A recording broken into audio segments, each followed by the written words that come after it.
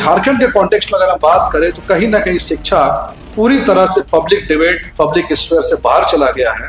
और इस बजट में भी कहीं पर भी खास शिक्षा की बात नहीं होती कि ये जो इन्होंने नोटिफिकेशन निकाला है ये धोखा और इससे बड़ा क्रूर मजाक जो है छात्रों के साथ कुछ नहीं हो सकता है।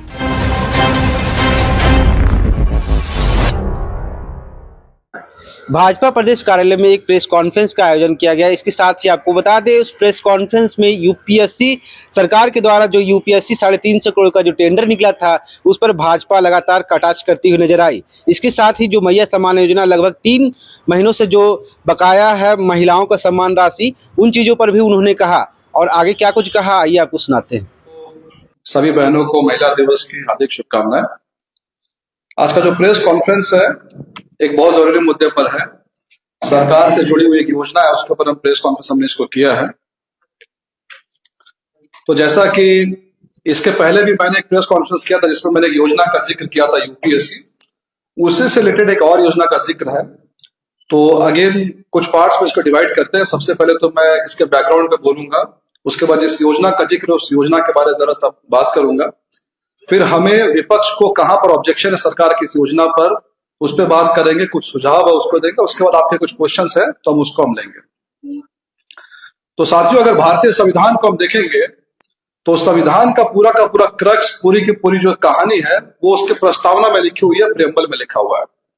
अगर आप प्रियम्बल देखेंगे तो संविधान बनाने का उद्देश्य प्रियम्बल में लिखा हुआ है, जो कहता है कि संविधान या फिर इस भारत का जो उद्देश्य है वो है पॉलिटिकल जस्टिस, सोशल जस्टिस और इकोनॉमिक जस्टिस, यानी 3 तरह के न्याय की बात करता है। और हमारा संविधान ये कहता है कि जब तक ये तीनों न्याय पूरा नहीं होता है तब तक जो है संविधान का जो उद्देश्य है वो पूरा नहीं होता है। उदाहरण के लिए मान लीजिए आर्टिकल 14 हमने दे दिया। आर्टिकल 14 हमने कहा कि संविधान कहता है कि आप सब इक्वल है कानून की नजर में, लेकिन समाज कहता है कि यहाँ पर जातियों का भेदभाव है, अमीर गरीबी का भेदभाव है। तो ये जो है समाज जो है कहता है इनइक्वालिटी और संविधान कह रहा है कि इक्वालिटी है। तो इसीलिए सामाजिक न्याय भी बहुत जरूरी है राजनीतिक न्याय के साथ साथ।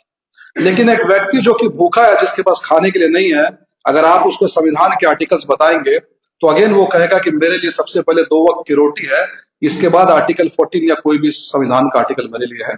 और इसलिए इकोनॉमिक जस्टिस की बात होती है। सरकार तरह तरह तरीके से इस तीनों को देने की कोशिश करती है, कभी नौकरी के जरिए, कभी शिक्षा के जरिए, कभी सड़क के जरिए, कभी दवाई के जरिए। और इसमें शिक्षा एक ऐसा कंपोनेंट है जो कि तीनों न्याय देता है, तीनों जस्टिस की बात करता है। एक बच्चा अगर पढ़ाई कर लेता है तो पढ़ने के बाद उसको अपने अधिकारों का ज्ञान हो जाता है, यानी कि उसको पॉलिटिकल जस्टिस मिल जाता है, वो अपने अधिकार के लिए लड़ाई कर सकता है, उसको जो है सामाजिक न्याय भी मिल जाता है। और शिक्षा के दम पर वो नौकरी पा लेता है, यानी कि उसको जो है आर्थिक न्याय भी जो वहां से मिल जाता है। हमारे जितने भी महापुरुष हुए, उदाहरण के लिए हमारे सबसे बड़े विचारक पंडित दीनदयाल उपाध्याय की जो किताब है राष्ट्र चिंतन, उसमें वो कहते हैं कि शिक्षा जो है वो माँ के समान है, क्योंकि शिक्षा वैसी चीज है जो सबसे पहले इंसान को समाज के साथ जोड़ता है, उसको समाज के बारे में बताता है। और इसी को ध्यान में रखते हुए अटल बिहारी वाजपेयी जी ने भी सर्व शिक्षा अभियान की शुरुआत की थी। सर्व शिक्षा अभियान यानी कि सर्व, सबको शिक्षा मिले। और इसी तरह से नरेंद्र मोदी जी ने भी उस चीज को आगे बढ़ाया है। लेकिन झारखंड के कॉन्टेक्स्ट में अगर हम बात करें तो कहीं ना कहीं शिक्षा पूरी तरह से पब्लिक डिबेट, पब्लिक स्फीयर से बाहर चला गया है। और इस बजट में भी कहीं पर भी खास शिक्षा की बात नहीं होती है। लास्ट प्रेस कॉन्फ्रेंस, बस मैं आपको याद दिला दूं, लास्ट प्रेस कॉन्फ्रेंस जहां मैंने कहा था कि झारखंड सरकार ने एक टेंडर निकाला है यूपीएससी के लिए और उस टेंडर को ठंडे बस्ते में डाल दिया। 350 करोड़ की वो योजना थी। हमने 15 तारीख को प्रेस कॉन्फ्रेंस किया था, 15 फरवरी को। उसके बाद 2 दिन की छुट्टी रही। उसके ठीक अगले हफ्ते सरकार जो है हरकत में आई और हमारे यूपीएससी वाले, कोचिंग वाले को चैलेंज करने के बाद में सरकार ने एक नोटिफिकेशन निकाला है 25 फरवरी को, यानी आज से लगभग 2 हफ्ते पहले। ये नोटिफिकेशन मेरे हाथ में है जो सरकार ने निकाला हमारे प्रेस कॉन्फ्रेंस करने के बाद में। और सरकार ने क्लेम किया कि हम इससे यूपीएससी की कोचिंग देंगे। लेकिन मैं आपको थोड़ी देर में साबित करूंगा कि ये जो इन्होंने नोटिफिकेशन निकाला है ये धोखा और इससे बड़ा क्रूर मजाक जो है छात्रों के साथ कुछ नहीं हो सकता है। मैं पहले क्या इसमें है उसको एक्सप्लेन करूंगा और उसके बाद जो हमारे ऑब्जेक्शन है उस पर हम बात करेंगे। देखिए, सरकार का जो नोटिफिकेशन है ये डिपार्टमेंट ने निकाला है। इस डिपार्टमेंट में अनुसूचित जनजाति, अनुसूचित जाति, अल्पसंख्यक एवं पिछड़ा जिसको हम आम शब्दों में कल्याण विभाग कहते हैं। कल्याण विभाग ने 25/2 को इसको निकाला है। इसमें ये जो मेरे सामने है ये इंटरनल कम्युनिकेशन है, यहाँ के जो वेलफेयर कमिश्नर है और सेक्रेटरी के बीच का इंटरनल कम्युनिकेशन है। इसका जो विषय है, विषय बस मैं पढ़ता हूं। मिशन यूपीएससी के अंतर्गत यूपीएससी की अखिल भारतीय सिविल सेवा परीक्षा हेतु अनुसूचित जनजाति के अभ्यर्थियों को प्रोत्साहन राशि उपलब्ध करने के संबंध में, यानी कुल मिलाकर के जो शेड्यूल्ड ट्राइब के जो लोग हैं, आदिवासी जो छात्र हैं, उनके लिए सरकार ने कहा कि हम आपको जो है यूपीएससी के लिए देंगे। ये बहुत रिसेंट बात है, बजट से 1-2 दिन पहले की ये का नोटिफिकेशन है। मैं बस इसको पढ़ूं कि उसमें उद्देश्य में सरकार क्या लिखती है ताकि पिक्चर क्लियर हो जाएगा। सरकार ने कहा है, उद्देश्य इसका है, अनुसूचित जनजाति वर्ग के अभ्यर्थियों को संघ लोक सेवा आयोग द्वारा आयोजित अखिल भारतीय सिविल सेवा परीक्षा के लिए नई दिल्ली में गुणवत्तापूर्ण कोचिंग हेतु आर्थिक सहायता उपलब्ध कराना, ताकि वो इन परीक्षाओं में अन्य अभ्यर्थियों के साथ प्रतिस्पर्धा कर सके। यानी ये स्कीम किसको मिलनी है? शेड्यूल्ड ट्राइब के बच्चों को मिलनी है। कहां के लिए मिलनी है? नई दिल्ली में वो कोचिंग करने जाएंगे, इसके लिए सरकार पैसा देगी। ठीक है, नई दिल्ली का यहां पर जिक्र है। अच्छा, इसमें कौन से एग्जाम की तैयारी करने की बात कर रहे हैं? ये कह रहे हैं UPSC civil services examination. Clear है, ये किसी और दूसरे एग्जाम के लिए नहीं। जो बच्चे आईएएस, आईपीएस, आईएफएस की तैयारी करने वाला यूपीएससी, तो उसके तरफ एग्जाम की तैयारी करनी है। ये इस योजना का लाभ किसको मिलेगा, इसमें भी इसका जिक्र है। सबसे पहले तो झारखंड का स्थानीय निवासी होना चाहिए। नंबर 2, झारखंड से ही वो अनुसूचित जनजाति का होना चाहिए। ठीक है, उसका मिनिमम एज 20 और मैक्सिमम एज जो 36 होना चाहिए। ठीक है, उसका कट ऑफ डेट जो डेट ऑफ बर्थ का है वो 1 अगस्त होना चाहिए। ये यूपीएससी के नोटिफिकेशन से लिया गया, क्योंकि यूपीएससी का जब भी एग्जाम होता है तो डेट ऑफ बर्थ 1 अगस्त से निकला जाता है। उसके बाद आवेदक जो ग्रेजुएट होना चाहिए, और वो किसी सरकारी अगर सेवा में है तो उसको इस योजना का लाभ नहीं मिलेगा, और इस योजना का लाभ एक बार ही साल में लिया जा सकता है। यहां तक ठीक है। अब यहां पर योजना के तहत क्या मिलेगा? वित्तीय व्यवस्था, मैं इसको जस्ट पढ़ दूं। कोचिंग हेतु चयनित आवेदक द्वारा चयनित संस्थान की कोर्स प्रोग्राम की वास्तविक फीस के जातोपरांत 80,000 रुपए की राशि का भुगतान आदिवासी कल्याण आयोग द्वारा आवेदक को Aadhaar enabled DBT direct bank transfer के माध्यम से किया जाएगा। भुगतान पहले 30,000 रुपए का होगा और उसके बाद भुगतान जो है 50,000 रुपए के लिए होगा। यानी कि सरकार एक बच्चे को कितना देगी? 80,000 रुपए देगी। कैसे देगी? सरकार ये देखेगी कि उसने जो कोचिंग वो करने वाला है, उस कोचिंग की फीस कितनी है दिल्ली में। अगर कोई बच्चा 1.5 लाख की कोचिंग ज्वाइन करता है, सरकार वेरीफाई करेगी कि इसकी फीस 1.5 लाख है कि नहीं। उसके बाद सरकार उसको 80,000 रुपए ट्रांसफर करेगी 2 किस्तों में। पहला किस्त 30,000, फिर किस्त 50,000। क्यों? क्योंकि ये देखा जाएगा कि बच्चा वाकई में कोचिंग कर रहा है या नहीं कर रहा। पहले 30,000 देने के बाद में कुछ दिन का गैप लिया जाएगा। यहां तक पिक्चर क्लियर है।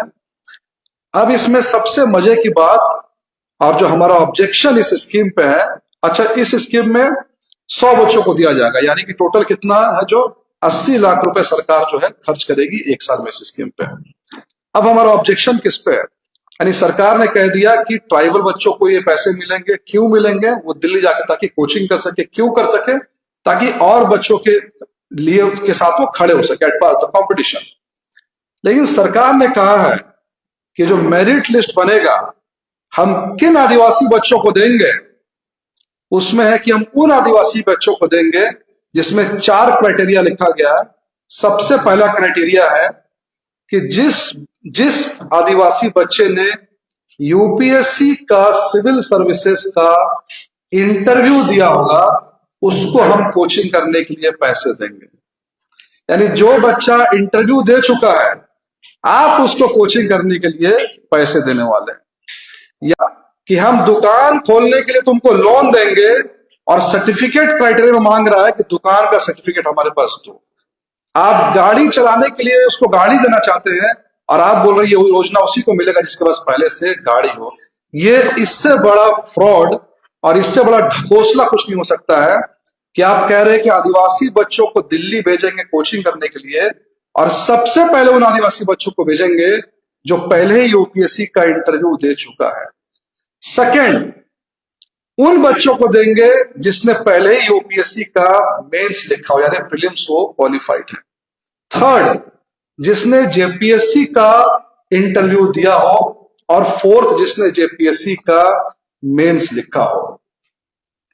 तो कहने का यह मतलब है कि सरकार 80 लाख रुपए उनको देने वाली है जो पहले से कोचिंग कर चुके हैं। अगर कोई बच्चा कोचिंग बिना किए निकल गया है, इंटरव्यू स्टेज तक गया या प्रीलिम्स क्वालिफाई किया है, इसका मतलब उसको पैसे की जरूरत नहीं है। तो हमारी मंशा है कि सरकार ने आखिर ऐसा क्यों किया होगा, ऐसी क्या मंशा है। तो हमारा एलिगेशन है, सबसे पहला तो सरकार चूंकि हर एग्जाम यहाँ पर लीक हो रहा है, इसको लेके कोई एग्जाम कराने के मूड में नहीं है। उनका है कि जिन बच्चों ने क्वालिफाई किया उनको पहले से दे दो। दूसरा, रिसर्च ये कहता है कि और इंडिया के पार्ट्स में जब भी ऐसे प्रोग्राम्स हुए हैं तो हमारा बहुत बड़ा कोचिंग के साथ में गोरख धंधा हुआ है। मैंने बहुत रिसर्च किया इस पे, तो मैंने कई सारे इंस्टीट्यूशंस को पाया है। मैं बस आपको बता दूं, जैसे हमारे देश में टार्टी, ट्राइबल रिसर्च इंस्टीट्यूट, जो है आदिवासी बच्चों के लिए, बाटी शेड्यूल्ड कास्ट के बच्चों के लिए, महाज्योति ओबीसी के लिए, सारथी भी ओबीसी के लिए, और जामिया मिलिया बहुत फेमस है कोचिंग देने के लिए। जामिया मिलिया हर साल 100 बच्चों को कोचिंग देती है, एसटी, एससी, ओबीसी और महिला। और ये सारे के सारे इंस्टीट्यूट किस बेसिस पर सिलेक्शन करते हैं, अपना एक ओपन मेरिटोक्रेटिक एग्जाम कराते हैं। बच्चे एग्जाम देंगे, जो उस एग्जाम में क्वालिफाई करेगा उसको स्कॉलरशिप जो है वो मिल जाएगा। बट इस सरकार ने डिसाइड किया है कि जो पहले से क्वालिफाइड है उसको हम देंगे। तो ये हमारा पहला ऑब्जेक्शन है।